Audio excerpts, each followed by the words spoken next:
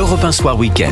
19h, 21h, Stéphanie Demurru. Europe 1 Soir Week-end, deuxième heure, et j'accueille mes débatteurs. Elliot Maman, chroniqueur politique. Bonsoir Elliot. Bonsoir. Victor Hérault, journaliste politique à Valeurs Actuelles. Bonsoir Victor Hérault. Bonsoir Stéphanie. Et pour la première fois, Antoine Fenech, journaliste et chroniqueur. Vous avez bien entendu Antoine et non pas Georges. C'est bien Je ça. vous laisse... Je suis ravi d'être présent aujourd'hui. Moi aussi, bienvenue à vous Antoine Fenech. Et mon invité, Jean-Michel Fauvergue, ancien chef du RAID, auteur de Ni capitulation ni résignation, osons le courage aux éditions Fayard. Bonsoir Jean-Michel Fauvergue. Bonsoir. Alors dans votre livre, vous appelez un sursaut collectif. Vous faites du courage, le fil rouge de votre essai, courage d'agir, de dire la vérité, de regarder le réel en face. On y trouve plusieurs thèmes qui trouvent un fort écho dans l'actualité. On va y revenir avec vous, mais tout d'abord, je voulais m'arrêter sur cette interview que vous avez donnée à Sonia Mabrouk sur CNews cette semaine. Écoutez ce petit passage qui a fortement attiré mon attention. Ce livre est un programme présidentiel. Si être candidat à la présidentielle, c'est effectivement déployer du courage, si c'est faire le bilan des choses telles qu'on doit les faire, si c'est apporter un certain nombre de solutions, et si c'est ensuite travailler sur ces solutions-là, oui, je suis candidat. Ça va peut-être faire bouger les choses. Alors Jean-Michel Fauvergue, vous êtes candidat à la présidentielle. Oui, tout à fait. Oui. Alors, il faut que vous nous expliquiez un petit peu, parce que je crois que notre consoeur était elle-même surprise de vous entendre. Oui, parce que on s'attend évidemment pas à ça, mais c'est pas l'apanage des hommes politiques que d'être candidat à eux tout seuls, surtout en ce moment. Non, en fait, en réalité, d'abord ce livre, ni capitulation ni résignation, osons le courage, c'est un livre éminemment politique et c'est un vrai programme. D'ailleurs. C'est vrai. Et je l'ai fait dans ce sens-là. J'y ai travaillé depuis 2 ans. Je l'ai fait dans ce sens-là pour apporter au débat public quelque chose de plus, quelque chose que j'ai vécu dans mes 40 années de policier et quelque chose que j'ai vécu pendant 5 ans à l'Assemblée nationale. Parce que je ne traite pas que des affaires, je traite de la sécurité, je traite de l'immigration, mais pas que. Et je pense que il est temps maintenant effectivement d'oser le courage pour sortir le pays du marasme dans lequel il est. Et donc ce programme-là était fait pour ça. Et puis en voyant comment les choses évoluent aujourd'hui, évoluent très mal, la façon dont se comportent les chefs de parti à l'Assemblée nationale, qui changent d'avis tous les jours, qui menacent de censure, qui font de la non-censure, etc., etc. Je pense qu'ils ont pris la France en otage, et je dis, il y en a marre de tout ça. Et donc, du coup, je me suis décidé à effectivement poser on a encore un peu le temps, mais poser ma candidature pour les élections présidentielles. On n'est pas à l'abri d'une élection présidentielle. Je pense qu'on ira au bout. C'est vrai, vous pensez ? Oui. Oui. Ouais. C'est-à-dire 2027. Oui, je pense qu'il n'y aura pas de démission. Ouais. Oui. C'est fort à parier, effectivement. En tout cas, Emmanuel Macron fait tout pour l'éviter. Vous commencez votre ouvrage sur ce 13 novembre 2015, dont on se souvient tous. Vous dites, à la tête de mes équipes du RAID, je franchissais les portes du Bataclan, enjambant les cadavres, glissant sur le sang répandu. Nous avons dépassé ce jour-là les limites de ce qu'une société civilisée pouvait supporter en temps de paix. Depuis une décennie s'est écoulée. Aujourd'hui, où en sommes-nous de notre courage ? Justement, où en sommes-nous ? Oui, et puis je fais aussi, j'ai un fil rouge qui est le livre de Marc Bloch, L'étrange défaite. Absolument.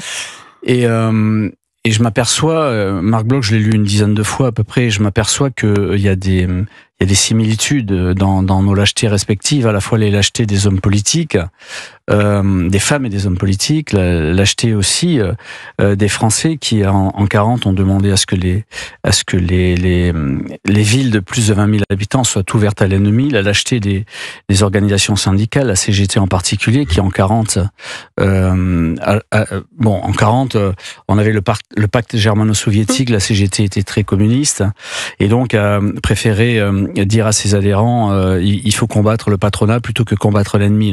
Vous comparez à cette période sombre? Oui, vous assumez la comparaison? Oui, parce que vous avez aujourd'hui, alors on n'est plus effectivement dans cette menace-là, mais on est sur des nouvelles menaces et on est dans une société qui est particulièrement Alors n'espérez pas trop parce qu'il y a aussi la guerre à nos portes en Ukraine en particulier. Et j'ai tout Vous en parlez d'ailleurs. Et j'en parle. Et ça m'inquiète beaucoup. Mais ce que je voulais dire, c'est qu'on est dans une société qui aujourd'hui est très individualiste, qui est consumériste, individualiste, et sur lequel on a pris l'habitude et particulièrement en France, de vivre sous perfusion. Oui, vous avez d'ailleurs vous rejoignez un petit peu François Bayrou sur ce point, qui avait visé les Français. Vous vous souvenez dans son discours, et vous dites d'ailleurs nous avons remplacé le courage par la plainte. Ça veut dire quoi, Jean-Michel Fauvergue? L'État-providence a-t-il, selon vous, désinvesti, déresponsabilisé les Français? Bien sûr, on manque aujourd'hui. Alors il n'y a pas que les Français, il y a d'autres peuples qui sont comme ça, mais en France c'est quand même poussé vers l'absolu. On manque effectivement de responsabilité personnelle, c'est-à-dire quand il nous arrive quelque chose, on recherche en général les causes ailleurs, les autres, peut-être, oui. et on est prompt à accuser les autres, mais pas partout. Et c'est ce que je voudrais dire. Il y a des zones d'espoir. Moi, j'ai vécu l'hypercachère, j'ai vécu le Bataclan, j'ai vécu ces périodes de troubles. Je peux vous assurer que les Français sont courageux, sauf que pour l'instant, ils n'appliquent pas leur courage. Je peux vous assurer qu'il y a eu des choses merveilleuses qui ont été faites. Par exemple, des gens qui ont sauvé des vies en faisant des points de compression au péril de la leur parce que ça tirait encore. Il y a eu des tas de choses on a cette énergie-là. On est dans un beau pays. On est la France quand même. On est la France. On est dans un beau pays. On a cette énergie-là. Il faut qu'on arrive à la mobiliser pour sortir de ce marasme actuel. Victor Ayrault, vous souhaitez bonsoir Jean-Michel Fauvergue. J'ai une question. Vous titrez votre livre « Osons le courage » et j'aimerais vous demander, le courage peut-il s'apprendre? Et prolongement de cette question, faut-il changer le personnel politique parce qu'il n'a pas de courage, ou peut-on former le personnel politique actuel au courage? Le courage, c'est pas inné, à mon avis. Alors, vous savez, De Gaulle disait le talent, c'est des hommes au milieu des circonstances. Et les circonstances ont changé la vie du général de Gaulle. Le courage n'est pas inné, le courage est quelque chose qui s'apprend tout au long de la vie et qui arrive à s'inculquer. Et dans les périodes troubles, dans les périodes importantes, dans les périodes où vraiment ça part à volo, on peut être capable, chacun d'entre nous, du meilleur comme du pire. Mais je pense que la population française a prouvé qu'elle était capable du meilleur, de se ressaisir. Alors, est-ce qu'on peut inculquer aux hommes politiques un peu plus de courage? Je l'espère. On voit en ce moment des spectacles qui sont quasiment vomitifs, quoi. C'est difficile de voir ces spectacles. Lesquels? Ce qui se passe à l'Assemblée en ce moment, par exemple? Oui, les chefs de parti qui vous disent on va voter, on va plus voter, il faut voter si ça se passe comme ça, enfin voilà, ils passent la politique, le budget et finalement la France sous leur fourche codine, les uns comme les autres. Donc à un certain moment, il faut arrêter ça. Et oui, ça peut s'apprendre, ça peut se ressaisir. Et c'est aussi pour ça que j'ai écrit ce livre, que ces responsables-là le lisent. Et ça me semble être important. Et comme vous le disiez, vous balayez plusieurs sujets. Vous parlez effectivement même de l'international avec ce qui se passe en Ukraine. Vous parlez de l'islamisme, du terrorisme, de la justice.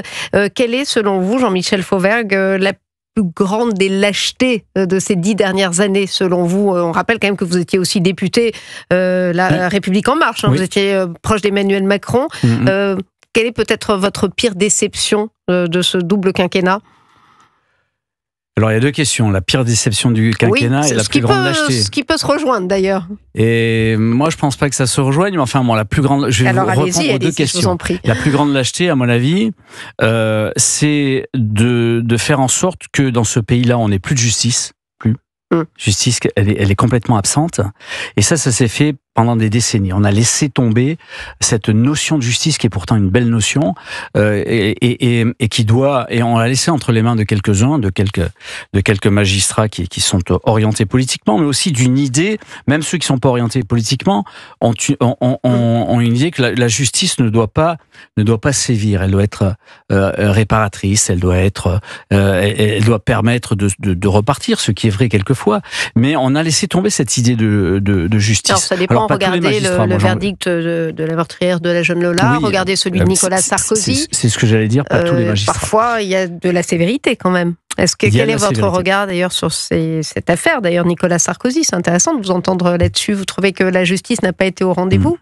Donc du coup, je réponds pas aux deux. Non, mais j'y reviendrai, mais là, j'avoue que j'avais envie de vous poser cette question. Écoutez, moi, je connais pas l'affaire Sarkozy, donc je vais pas sur le fond vous dire quoi que ce soit là-dessus, mais je vais pas faire mon homme politique et je vais vous répondre sincèrement sur beaucoup de choses. D'abord, ce que j'admire en Nicolas Sarkozy, c'est le courage qu'il a eu quand il est allé délivrer des enfants dans l'école maternelle de Neuilly. Ouais. C'est un courage physique. Il a délivré 4 ou 5 enfants, et alors dans un milieu où il y avait des explosifs et un fou furieux avec ces explosifs-là. Ouais. Et là, évidemment, les hommes et les femmes politiques de l'époque, et encore maintenant, disent « ouais, mais bon, c'était de la pub, etc. » Je connais peu, et je connais pas mal d'hommes et de femmes politiques, j'en connais peu qui auraient fait la même chose. De ce point de vue-là, moi je l'admire, mais c'est une admiration professionnelle en tant qu'ancien chef du RAID. La deuxième chose que je voulais vous dire et qui me semble aussi importante, c'est que il a été condamné sur une seule et unique base, c'est la base d'association de malfaiteurs. Nous aurions aimé, nous policiers, moi j'aurais aimé quand j'étais policier, que l'ensemble des bandes de dealers soient condamnés, y compris les guetteurs, sur ces bases-là. Ça n'a jamais été le cas. La deuxième chose, c'est qu'il a pris une peine de 5 ans de prison ferme. Nous aurions aimé, nous, policiers, et je pense les gendarmes, que les dealers, que ceux qui commettent des délits de ce type soient condamnés avec les mêmes peines. C'est en général pas le cas. Oui. Et il a été condamné en lui interdisant l'appel par une exécution provisoire.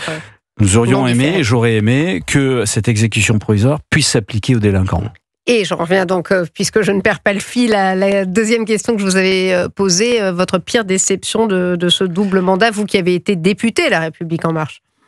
Alors, j'ai été député à La République En Marche, je ne me suis pas représenté, c'est important de le dire, je ne suis pas représenté en 2022.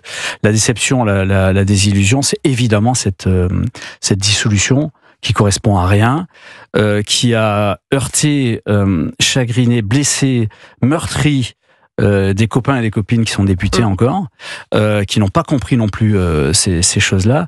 Et stratégiquement, c'est quelque chose qui est complètement incompréhensible, même si, je m'empresse de le dire, et ça fait le joint avec mon livre, même si la veille de la dissolution, 60% des Français étaient pour la dissolution, ne l'oublions pas. Oui. Elliot Mavan. Oui, et alors justement sur ce point-là, le lien entre ce que vous dénoncez et éventuellement l'opinion publique, vous parliez à l'instant du procès de Nicolas Sarkozy. Ce qui est intéressant, c'est que dans la décision des magistrats, on peut voir une forme de justicialisme, c'est-à-dire une espèce de populisme qui voudrait voir des élites absolument licencieuses par essence et qu'il nous faudrait donc condamner. Mais ma question est donc, face à ces risques de capitulation ou de résignation que vous dénoncez, qui blâmez-vous, qui estimez-vous nous faire courir le plus grand danger? Est-ce que c'est une élite qui serait absolument déconnectée du reste de la population, ou est-ce que parfois aussi les électeurs, dans leurs revendications, nous conduisent également dans des situations qui sont particulièrement difficiles? Vous dénonciez à l'instant l'incurie politique à l'Assemblée nationale. Les partis politiques sont aussi face à des électeurs qui ont bloqué le pays lorsque l'on a souhaité réformer le système des retraites, par exemple. Donc qui est responsable? Les deux. Les deux, tout à fait. On est dans une nation, c'est des hommes politiques qui doivent conduire le pays, et avec une population derrière qui, à un certain moment, va leur donner les clés du pouvoir, va les soutenir. Aujourd'hui, on assiste au fait que d'abord, très peu de gens vont voter. Il y a une défection de ce point de vue-là, et moi j'espère, et ma candidature à l'élection présidentielle, j'espère récupérer des voix, si je dois aller jusqu'au bout, si les choses bougent, j'espère récupérer les voix des gens qui vont pas voter pour. Et donc il y a des gens qui vont pas voter. Ensuite, il y a effectivement le vote de la nation qui fait que on amène au Parlement un certain nombre, soit de majorités, soit de groupes qui forment pas de majorité. Mais après, une fois qu'on a fait ça, dans la situation dans laquelle on est aujourd'hui, qui est pas une situation classique sur la Ve République, on doit absolument trouver des majorités d'alliance, etc. Aujourd'hui, tout le monde s'y refuse à l'Assemblée nationale. Et il se refuse dans un spectacle qui est que ce soit les uns ou les autres, tout le monde d'ailleurs, dans un spectacle qui est profondément heurtant pour les Français. Donc on a ni l'homme politique qui doit entraîner ça et rassembler les gens autour de lui ou de son mouvement, ni les Français qui aujourd'hui n'y croient plus. Donc il faut leur redonner espoir là-dessus. Jean-Michel Fauvergue, il y a plusieurs, alors malheureusement le temps passe et file, mais il y a plusieurs chapitres extrêmement intéressants. D'ailleurs, vous parlez de l'immigration, vous ne mâchez pas vos mots, c'est en rupture assez avec d'ailleurs ce qu'on a pu entendre chez les macronistes. Vous parlez clairement d'une immigration délinquante et criminelle qui revêt plusieurs aspects. Vous parlez, il ne se passe pas une semaine sans une agression, un délit ou un crime commis par un étranger, quelquefois sous OQTF. Les faits les plus graves sont d'un niveau tel qu'ils en deviennent insupportables. Vous parlez de choc culturel, l'égalité de l'homme et de la femme, ainsi que la supériorité des préceptes de la loi sur ceux de la religion dans la régulation de la vie en société, représente avec d'autres des principes de base dont la transgression conduit à des actes répréhensibles et punis par les textes. C'est vrai que c'est assez audacieux, c'est un discours qu'on entend souvent, d'après les médias mainstream, si j'ose dire, à l'extrême droite, ça. Ouais, justement, il faut arrêter de dire ça. Et ce discours-là, c'est pas un discours d'extrême droite, c'est un discours de bon sens. Tout le monde subit ça, et le français subit ça aussi. Moi, je distingue 3 types d'immigration. L'immigration agressive, c'est effectivement des étrangers qui nous font des crimes et des délits, des attentats, etc. Il faut pas que l'on se prive du fait de les renvoyer chez eux à un certain moment. Oui. On a du mal. Et si vous voulez tout savoir, puisque j'étais dans la campagne d'Emmanuel Macron en 2017, c'est des fiches qu'on lui avait fait là-dessus. J'étais pas le seul sur ça. Donc ça vous surprendra peut-être, mais ça n'a pas été mis en application. La deuxième chose, c'est l'immigration invasive, c'est-à-dire celle qui nous arrive de partout avec des étrangers en situation irrégulière, pas forcément délinquante, mais à un certain moment, on peut plus supporter cette immigration-là. Et là, pour le coup, c'est pas au pays à réagir, mais c'est le pays avec l'Union européenne. Et la troisième sélection qui est importante pour pouvoir combattre les deux autres, c'est l'immigration sélective, c'est-à-dire récupérer les gens qui ont du talent, récupérer les gens qui ont de la main-d'œuvre, on en a besoin. Et donc voilà, vous aurez l'occasion de nous en reparler, puisque vous êtes candidat à la présidentielle, vous reviendrez nous voir en campagne. Merci Jean-Michel Fauvergue. Et je rappelle, ni capitulation, ni résignation, osons le courage aux éditions Fayard. Merci d'être passé par le studio d'Europe 1. Merci. Europe 1 Soir Week-end, 19h, 21h. Sur Europe 1.